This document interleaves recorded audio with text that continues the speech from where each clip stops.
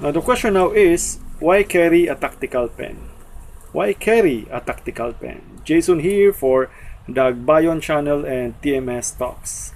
Last time we discussed the EDC or everyday carry, and I shared the contents of my EDC pouch, and we said that it's really a matter of preference and it's a matter of lifestyle. You have to ask yourself what you really need depending upon the contingencies of your everyday life. Now let's go back to the contents of my EDC pouch. First, there's my pouch, of course. This is something I bought online.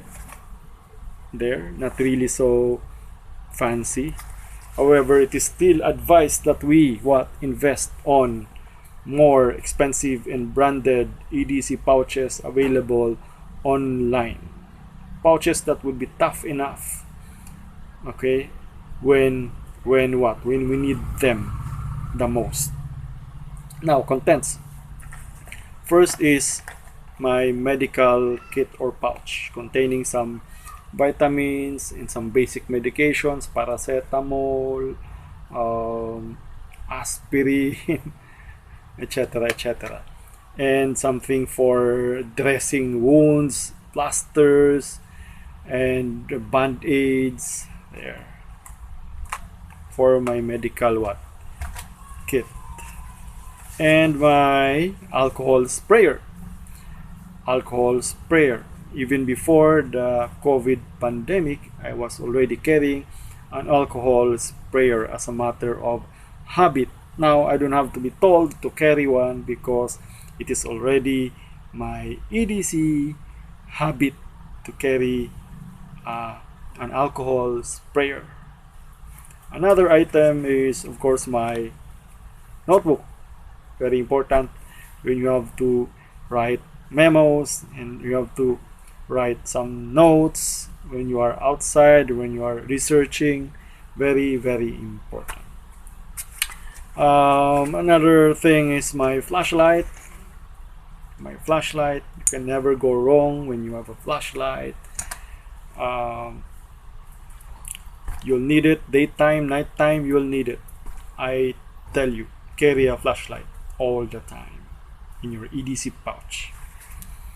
Of course, eating tool, because we eat every day. It's very, very important to have an eating tool in your EDC pouch. And of course, an EDC pouch will not be complete without a multi-tool. So here's my multi-tool on its leather case. I also have my Victorinox and my Leatherman, but right now I carry my Rockland. This is just a cheap multi-tool, but heavy duty. Okay, got this from my cousin in the US. I am saving my Leatherman and Victorinox for some other purpose. I have seen so many cases of branded multi-tools breaking, particularly Leatherman multi-tools, because some people overuse their Leatherman. They overuse the Leatherman, use it for heavy duty work, when in fact it is really just for light duty. So knowing this particular fact, I only carry my cheaper multi-tool that actually works naman as well, because I don't want to overuse my Leatherman or my Victorinox. Another item is my pair of scissors. I use this for my gill mask. My multi-tool already has pair of scissors. However, I surmise I still need to carry another pair of scissors for my gill mask, because I need to sanitize it all the time. I need it to be clean all the time, because I need it when I make a filter for my gill mask. I need it whenever I cut a surgical mask to turn it into a filter for my gill mask. Now, check my episode on the gill mask, because I made a review of my gill mask, which is part of my EDC. I've been using it for almost 6 months. So check it out. Check it out. Another item inside my EDC pouch is my folding knife, my folder. This saved my life one time. However, the question now is, what is the legal implication of carrying a folding knife here in the Philippines? There's an episode on that. I talked about that in an earlier episode, so check said episode here in my channel. Is it legal to carry a pocket knife in the Philippines? So check it out. Now let's go back to this little guy here, which is also part of my EDC pouch. The tactical pen. Now why carry a tactical pen? I mentioned that I talked about the legal implication of carrying bladed items and items that can be used as deadly weapon outside of one's residence in the Philippines. And law on the matter is Batas Pambansa 6. And we said we need to be appraised of said law because under Article 3 of the new Civil Code, ignorantia legis non excusat, or ignorance of the law excuses no one from compliance therewith. Ignorance of the law excuses no one from compliance therewith. Therefore, we need to be appraised of the law on blade carry because preppers and blade enthusiasts that we are, we have to be knowledgeable on the matter. In that law, it is said that carrying deadly weapons or bladed items outside of one's residence, so if it's inside your residence, it's perfectly fine. You can stock up on swords and knives inside your residence and no problem with that. But if you carry it outside of your residence, there's a problem because it is prohibited unless part of your livelihood or in pursuit of a lawful activity. Prohibited unless part of your livelihood or in pursuit of any lawful activity. Now, the tactical pen is primarily a pen, primordially a pen, and it is something we use for our livelihood, right?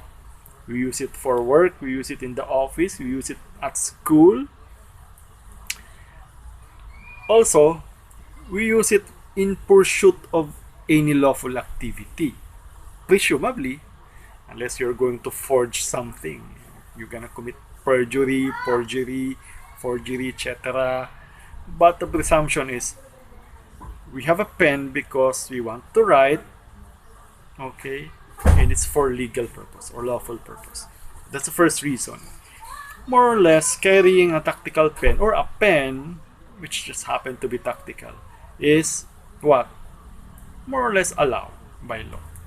That's first reason. Second reason, the tactical pen is a tough pen because it's made of metal and it can be used for a lifetime. That's the good thing of carrying a tactical pen. It's not like your ordinary plastic pen that gets broken easily. This will stay with you for a long time. Third reason is that it's also a COVID carry. Why? Because it's a much safer option to carry your own pen all the time rather than borrow from other people, rather than use the pens being provided by establishments when you have to, make some write on the logbook for contact tracing purposes. It's better that you use your own pen to avoid getting infected of COVID-19 or maybe COVID-20 for that matter, because there's a new strain. So it's a COVID carry. Another reason, or fourth reason, it's useful as a rescue item. Because it's a glass breaker as well. It's a glass breaker. You can break glass with it. You're going to save someone who got involved in a what? You got involved in a car accident. Then you can use your tactical pen. If you, for example, you gotta get out of a burning car or of a burning bus. Last time it happened, it was on the news. A bus burned, some people died. If you have a tactical pen, you can just break the glass of the bus and the window of the bus, and you can just go out. So there, it's an important rescue item. Another reason is it's good as a martial arts tool. FMA, martial arts tool, so for practicing. Yeah, there. It's good. It's an item for FMA as well, for martial arts. And the last reason, which is 1, 2, 3, 4, 5, 6, sixth reason, is that we carry a tactical pen because we are a civilization that writes. We write, okay, as a civilization. Before humans learned to actually write, humans learned how to talk. And when humans learned how to write, that's when human civilization progressed. That's when human civilization actually progressed. So there, we carry the tactical pen because it's a pen, and because we are human. We are civilized. We are a civilized society. That's why we carry a tactical pen. All right, let's go back. We carry a tactical pen because it's more or less allowed by law, unlike your knife. Okay, we carry a tactical pen because it can be your lifetime pen. Better than your usual pen that can easily break. It's also a COVID carry. It's good for rescue. It's a glass breaker. Okay, it's a martial arts item. It's an FMA item. And lastly, we carry it because we are a civilized society. We are a society, we're a civilization that writes. Okay, next time we'll talk more about the EDC pouch, etc. Bolos, Bicol blades. Also check my episodes on the Pinoy EDC, the pouch, EDC pouch, bag out bag, bagging in, bagging out, etc. etc. Thanks for joining me. Be safe. Again, we say the pen is mightier with a sword. Thanks.